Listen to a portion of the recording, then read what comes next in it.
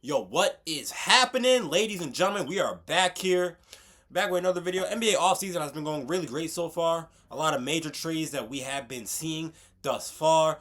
And it's been a very crazy offseason so far. We're still in early July, and we got a bunch more trades left to go. The Lakers are currently trying to rebuild because of LeBron James leaving, and it's currently reported that, given the fact that the Warriors are not going to be in negotiation for Anthony Davis, their possibility of getting LeBron is at an all-time low. So LeBron is probably most likely not going to Golden State, which is what many people did not want to see.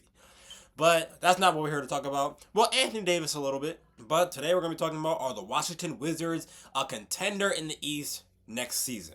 Now, we all seen the Wizards. They've been trying to rebuild with Trae Young and even gain the #1 pick in the NBA draft. And they've been doing a bunch of moves, and they were able to get Chris Middleton back after he played for Dallas for approximately about a month or two. So the Wizards got everything going for them. So let's roll into today's video. Touch that tram, mama said pray then push. Pop said grind on wish. Coach said line up run. Whole life drawn up off that pitch. Court chalk on my socks. Bus pass in my sock too. Lunch card in my pocket. Pocket dreams that I walk through. Crossover on the clear lane. Try to cross over my fear same. Every brick that I threw up built the backbone of my name. We run the floor. We run the floor. We don't back down. We don't back down. Every fall that we felt, put the strength in us now. Heads to the sky. Heads to the sky. Voices in one sound. Now, the Washington Wizards, they did play this really smart because instead of hoarding their draft picks for the next 5 years, the Wizards are starting to build an immediate high-level core through blockbuster trades. And it's been working for them so far. For the Wizards to get Trae Young is an all-time high because Trae Young, he's going to be known as the engine for the Washington Wizards going into next season. Now, given the fact they did acquire him from Atlanta because he did want out of Atlanta because Atlanta wasn't doing anything for him, Trae Young is going to give the Wizards an elite tier 1 playmaker and even pick and roll maestro. And what makes it great for them is that he just locked in a 4-year, $212 million extension, and he's going to be anchoring the backcourt. So it's going to be great for them. Trae Young, he did average 17.9 points a game, 2 rebounds a game, and even 8 assists a game. So playmaking is going to be on the table, and even shooting is also going to be on the table. So to have Trae Young, a point guard, facilitating the entire offense is going to be great. Number 2, we're not really too sure about this guy's whereabouts right now. He could stay, he could leave.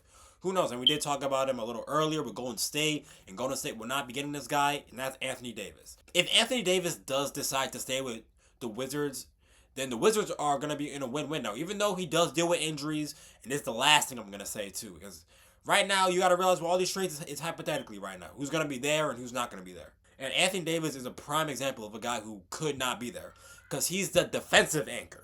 AD is going to give the Washington Wizards an instant identity on defense. Now, obviously, when healthy, Trae and AD pick and rolls are going to be on the table. And practically, it's unstoppable. So I love the combination of Trae Young and Anthony Davis. Now, still, we don't know if Anthony Davis is going to decide to stay or if he's not going to stay. I really don't know what he's going to do exactly just yet. But if he does decide to stay, then the Wizards are going to have a great defensive identity. Number 3, they just got this dude out of LA. The Los Angeles Lakers are trying to rebuild, and that's Deandre Ayton. He's going to be the rim runner. Now, we did see his accomplishments in the playoffs, and a lot of people were not too surprised, too lazy, not getting any rebounds. But he's going to be a rim runner. He was acquired just a couple days ago. In exchange for him, they did trade Jaden Hardy and a couple second-round picks. And Ayton, he's going to allow Anthony Davis to play his preferred power forward position. Because playing AD at center, I don't really think that's a great idea. Coming from me. I know a lot of people who would love to have Anthony Davis as center. But me personally, in a setting like this, I don't want Anthony Davis playing center. I want him playing power forward. So this is going to give the Wizards an incredibly imposing dual big front line. The front line is going to be perfect. From defense, because looking at the East this year, the defense is going to be crazy. You got Philadelphia's defense. You even got Miami's defense in particular. So you're going to have a great defensive team as well if you want to get past all these teams. And I think Anthony Davis and Deandre Ayton being in the starting lineup is going to do that just that for them. Or maybe Anthony Davis could come off the bench. But I think it's a great idea for Anthony Davis to play his preferred power forward position and allow Deandre Ayton to play the center.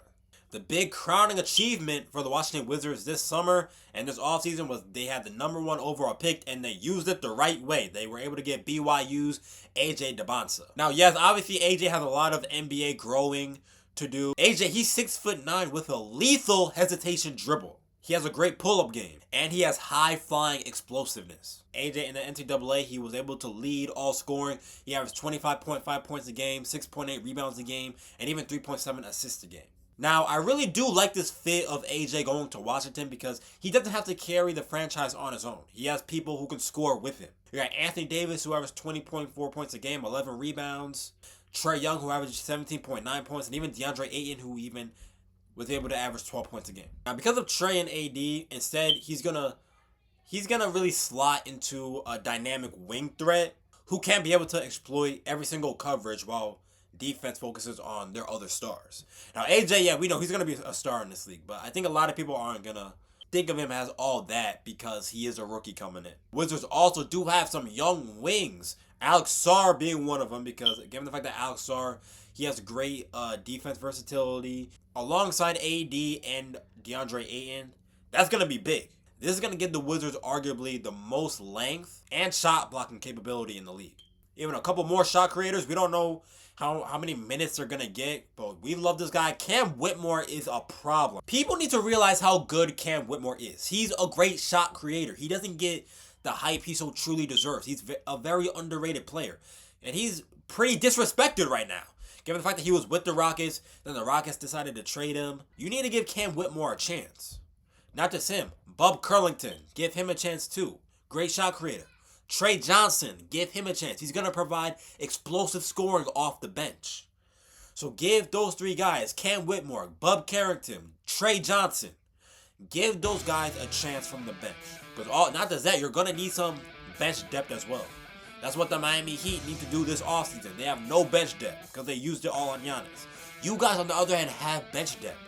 So use your bench wisely. Give your bench minutes. Those three guys that I just named, underrated players. Use your bench. That's how you're really going to become a threat in this league. And Anthony Davis is not going to be there. If he decides to get traded or if he's injured, play your bench. Have trust in your bench. You have bench depth for a reason. Use it. I think the Washington Wizards are going to be on pace to become one of the best teams in the East and hopefully can be able to make the playoffs for the first time since John Wall. Now, yes, will they be better than the Sixers who just acquired Jaylen Brown? Probably not. Will they be better than the Knicks? Probably not. Will they be better than the Miami Heat? Yes, right now until Miami gets their depth together. But hypothetically, if they do, most likely not. So it's just little bits and pieces that the Wizards are doing to be able to rebuild their franchise. If they want to become a contender, they're going to have to use the steps the right way. Everyone has to hoop, no off games. Anthony Davis, please be healthy. If you decide to say, be healthy. They're going to need you for defensive identities. And not just that, they were also able to acquire Chris Middleton as well. I should have said this before. Now, yes, Chris Middleton is not the same Chris Middleton as he was before. He only averaged 10.2 points a game, 3.7 rebounds a game, and 2 assists. But he has a ring, and he would also provide good veteran leadership to the team. AD as well. And I really do think Chris Middleton can actually show AJ Dybantsa the mid-range shot and make him realize that, hey, not everything's about threes. He can teach him his pull-up game because he's going to be the veteran on that team. He's not the same Chris Middleton no more. He's going to be the teacher, the mentor of the team while also trying to cook as well for himself. But the Wizards are in a pretty good place right now. So we will see how this will play on going into next season. But anyways, y'all, that's all I got to say. Comment down below if you guys think the Washington Wizards are in contender to be running the East. Maybe not this year, maybe not next year, but in a couple of years to come. But anyways, y'all, that's all I got to say. God loves you. Jesus is king. Peace out, everybody.